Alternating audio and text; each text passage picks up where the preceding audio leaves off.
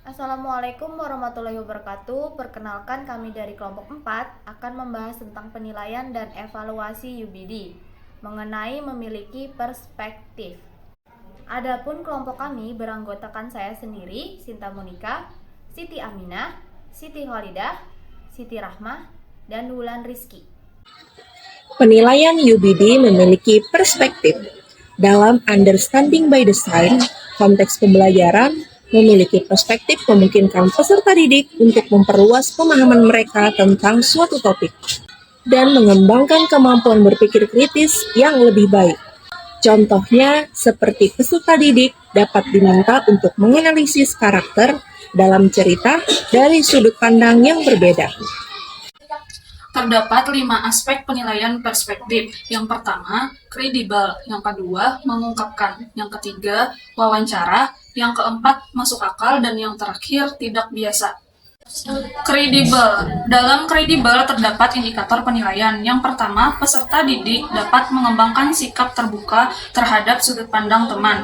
Yang kedua, peserta didik dapat memberikan contoh yang bisa ditemukan dalam lingkungan sekitar.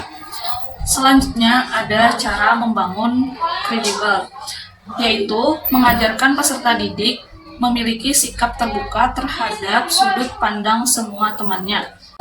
Mengajarkan peserta didik untuk mempelajari materi berdasarkan lingkungan sekitar sebelum menyampaikan pendapatnya.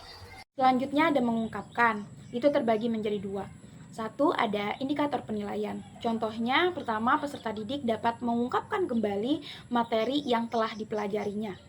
2, peserta didik dapat memberikan argumen mengenai pernyataan yang diungkapkan oleh temannya. Yang kedua, ada cara membangun. Itu contohnya, 1, memberikan kesempatan kepada peserta didik untuk dapat mengungkapkan ide dan gagasannya. Kedua, memberikan kesempatan kepada peserta didik untuk menanggapi ungkapan yang disampaikan oleh temannya.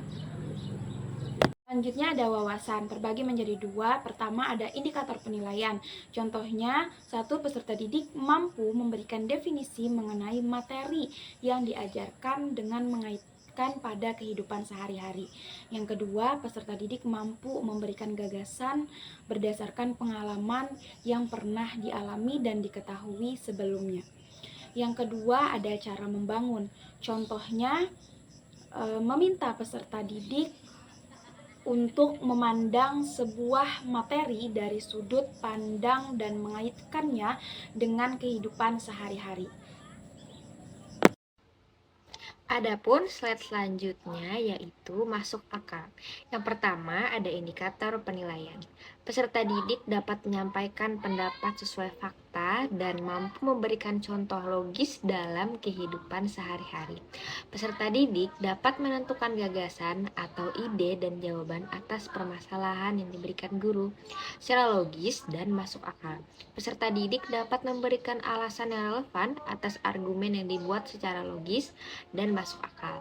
Selanjutnya yaitu cara membangun. Membiasakan peserta didik untuk membangun dan menyampaikan kejadian fakta dan logis di dalam kehidupan sehari-hari.